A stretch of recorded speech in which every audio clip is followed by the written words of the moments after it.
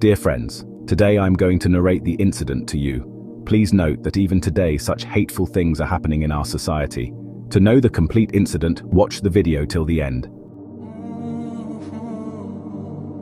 I would have gone to my wife's grave to recite Fatiha every day. I used to see 5 men standing near my wife's grave, and after seeing me, they used to leave. I asked Amma, and Amma said, "Son, the truth is that those are your wife's lovers." After hearing this, I started hating my wife from that very day. The same night, my wife came in my dream and said, "Dig my grave." I dug my wife's grave in the middle of the night, and as soon as I opened the grave, the ground under my feet disappeared. My name is Asad, and I am 32 years old. I am a resident of Karachi, but due to work, I often stay out of home and also out of Karachi. Actually, I am a soldier, and you know that soldiers rarely get the chance to stay at home. My father died at the 16 years of anniversary, and my mother worked very hard. I got recruited in the FL Army, although I had no desire to join the army because my mother would be left alone, but my mother gave me an oath and sent me away. When Amma came to know that I was not going back, she said, "Get married. This way I will have your bride, then I will not be alone." They both were only women there. But then, Amma convinced me. My wife was very kind and noble. Also, she spent a lot of time serving my Amma and took great care of her. She soon got along well with her. Now, somehow, I had also become independent from Amma's side. Well, days passed, and the time of my departure came. The day I started leaving, as soon as I came out, I saw that there were 2 women standing in front of me. They were hiding their faces in an innocent manner. After seeing me, they got very angry and started saying to each other, let's go from here. We were not supposed to come here today." I was looking at them foolishly. One of them said, "Forgive me, son. Perhaps we have come to the wrong address. Let's go." I said to myself that a blind man would knock on the door despite all this and say that we have come to the wrong address.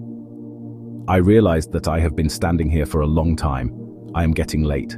I quickly closed the door and went there, came out to meet my friends and left for duty. This time our duty was near on Baga border. Days were passing by. My wife was taking care of my house and my mother very well. I was very proud of the fact that she had fully fulfilled my expectations. Otherwise, before marriage, I had a fear in my heart that I did not know how the girl would be, whether she would take care of my mother or not. Because nowadays girls rarely talk to their mother-in-law and father-in-law. They just rule the house and sideline their mother-in-law and father-in-law. But my wife, she proved all my claims wrong. She accepted my mother like her own mother from the very first day, and even she also became and acted as her daughter. When the women of the locality came to see her, they said, "Sister, you have got such a good daughter-in-law because of your work. Otherwise these days, where do daughters-in-law touch their mothers-in-law?" I keep calling home to inquire about her well-being. Even during the day when I called, she had a very nervous voice. She was crying profusely and seemed very scared. I asked her what happened. "Why are you crying? Is everything okay? How is Amma? Where is she? Please talk to me." So after hearing what she said next, the ground slipped out from under my feet, and I felt as if my heart had stopped. I was not able to understand what to do. Only her voice was echoing in my ears that Amma can't be found. I don't know where she has gone. I have searched for her everywhere since yesterday, but there is no trace of her. I asked her, "Where were you? Why did you let her go anywhere? Why were you so careless?" She said that 2 women came yesterday. They seemed very worried, and after they came, Amma agreed to go with them. When I asked, Amma said, "You close the door. I will come within an hour." I also asked, "Where are you going?" She did not answer. She was in a hurry and went. I waited for her for 2 hours. When she did not come, then I went to every house in the locality and asked, but everything is unknown. I tried a lot to call you, but your number was switched off. I said, "Okay, keep your courage and tell me whether Amma has gone somewhere before this." Because I had in my mind that due to loneliness, Amma often used to come and go to everyone's house in the society. But still, why was she worried? My wife also said the same thing, that everyone in the society loves Amma very much, so they keep inviting her to their house. But Amma never went out of the house at night. I told her, said that you should not worry. I will try to come till then. You ask everyone in the society. Maybe someone knows something." She said, "Okay," and switched off the phone. Barely half an hour had passed when my phone started ringing again, and I saw that my wife was calling, so I quickly picked up the call. Then my wife said from the other side of the call, "Asad, Amma has come." I took a sigh of relief and asked, "Where was she?" "Get me to talk to her." She handed the phone to Amma. Then I gave salam to Amma and asked Amma, "How are you? Where did you go without telling me?" Amma said, "Asad son, don't worry, I am fine. She had no sense and troubled you for no reason." I said, "You are right, but it is a problem, you know, right?" Amma said, "Son, I had a friend. She was very ill and wanted to meet me, so her daughters came to call me to know about her condition. There was a really bad condition, so I forgot to tell my daughter-in-law and left the house in a hurry, because I thought that I would be back within an hour. But after reaching there, I came to know that they have changed their residence there. It took me 4 hours just to go there. When night fell, no one allowed me to come. I thought that I would come out early in the morning, but that poor woman passed away early in the morning." While saying this, Amma started crying and said that I was very worried about my daughter-in-law, and I was also helpless as to what people would say. The dead body was still lying there, and my childhood friend passed away. Then, as everything was done, she immediately came here. I was thankful that Amma was fine. I said, "Okay, Amma, take a rest. You must be tired. I will call you in the morning." Passed by, but my problems started increasing because my mother started disappearing from home often. Whenever I asked her about something, I used to always get other topics. The situation in the country also started getting worse, and my duty was also changed, and it was impossible to get a call there. But sometimes, if I got it, I would mostly get the news that Amma came home at this time today. I was not able to understand what had happened to Amma. My wife also started getting very worried. These problems were not temporary, and now the problems had engulfed our house and would not leave from here. My wife kept getting trapped in Amma's routine every day. One day I got a call from her, and she seemed to be in a hurry. She said, "I want to tell you something." I said, "Yes, tell me." She said, "Asad." The call got dropped in that very moment. After this I tried a lot, but the call did not go through. Well, I was too busy on duty, and was waiting for leave which seemed impossible to get. The days were passing like this. Fights between mother-in-law and daughter-in-law had started in our house every day, but no fundamental reason was visible. If I had talked to my mother while crying, she would have opened the complaint office of daughter-in-law, and if I had talked to my wife, she would have had a complete list against her mother-in-law. My whole life would have been ruined. There were 2 women left whom I trusted. I was proud of them, seeing them living together by chance. I never got tired of thanking Allah. Today, those same 2 women forced me to complain to Allah, and now I started feeling that maybe I had done wrong by getting married. Amma was also happy living alone, and my life was also very peaceful. Then suddenly I looked at my uniform, and I thanked Allah without any reason. I do not live at home, otherwise I would have gone mad by living with both of them and hearing their arguments every day. I was badly trapped between 2 women. On one side was my mother, and on the other side was my wife. Why I believed my wife's words to be true, but then there was Amma on the other side. Days were passing by. One day, surprisingly, I was given a month's leave, although I had not made any request.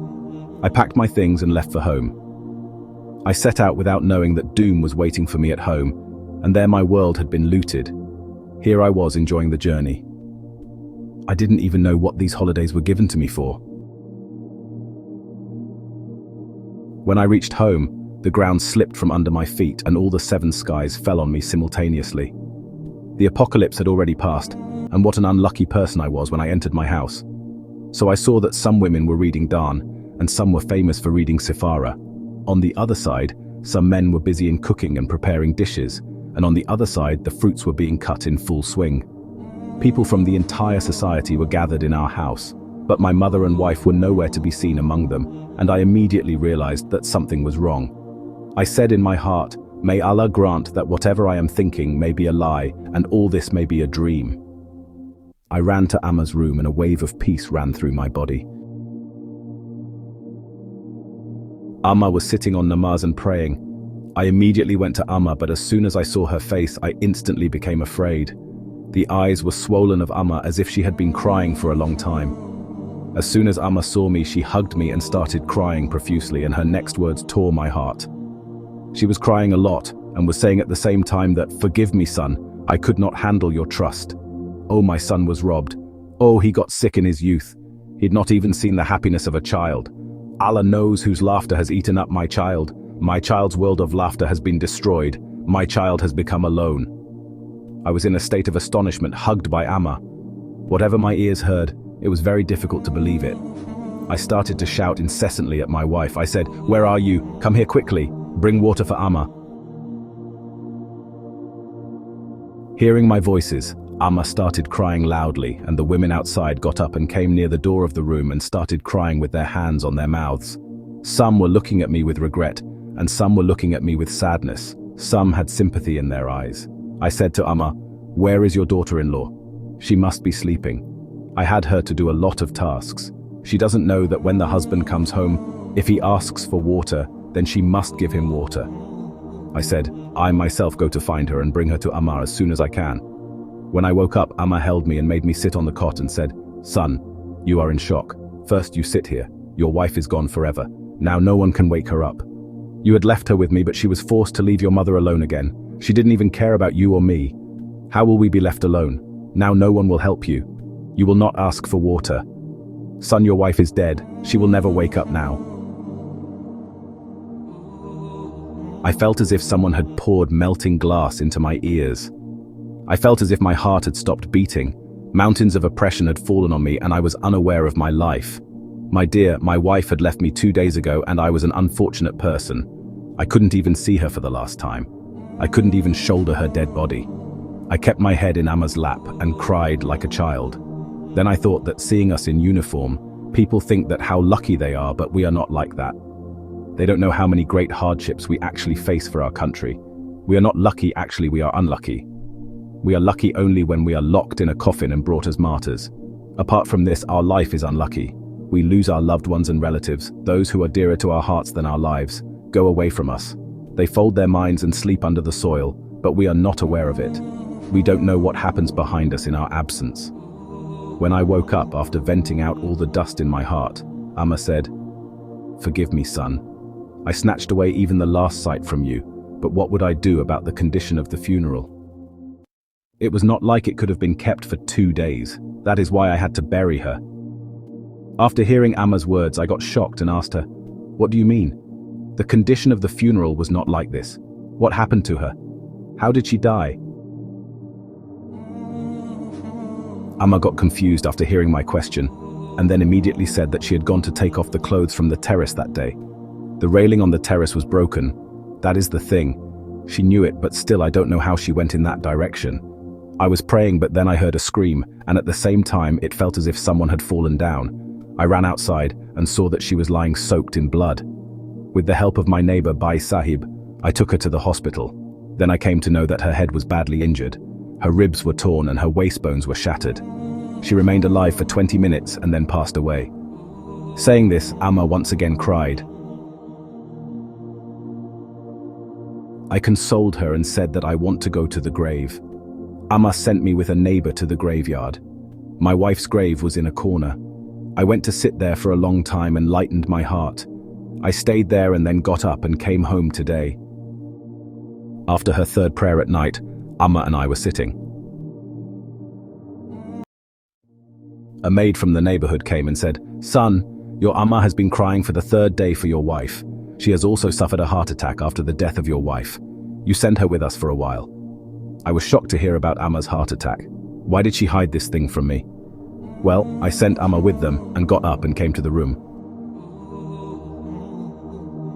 I used to come to read Fatiha at her grave, but what would I see after going there? I used to be very surprised by that. I would think a lot, but I would not understand anything. Whenever I came to this place, I would see 5 men standing here. As soon as they saw me, they would run away from there. I would be very worried. After all, who are these people? And why are they standing here at my wife's grave? Even today when I came to her grave, I saw that those 5 men were standing there again, and as soon as they saw me, they went away from there. I thought that I would ask Amma what was the matter. When I came to ask Amma, Amma said, "Son, actually the thing is that those were your wife's lovers. Even after her death, they did not leave her." Hearing this, I was looking at her with surprise. Amma said, "This is the truth, and secondly cause I had married you to her, as per my wish.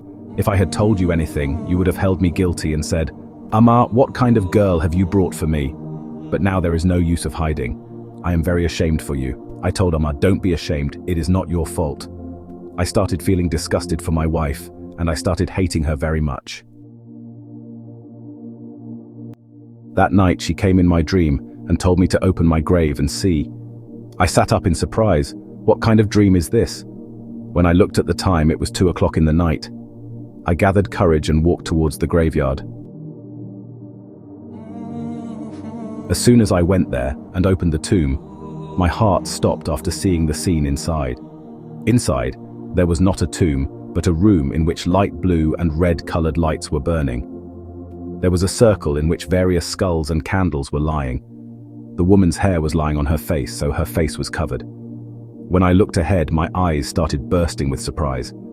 In front of me, some women from my society were sitting with their heads bowed.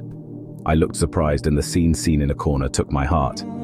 In the corner, my wife was tied with the help of ropes, and a woman was continuously putting something in her mouth and closed her mouth. She was stopping me from going inside. I immediately took out my phone and called the police. I did not know that mountains of troubles were about to fall on me. The creatures below did not know that the roof had been blown off their heads. I called the police to come. While waiting, I started taking stock of the surroundings. Of course I was a soldier, but getting down alone among those crazy women was no less than stupidity. While walking, I came towards the edge of the grave and I got a shock. All the grass and straw was missing from there. When I got down, I understood the whole matter from that side.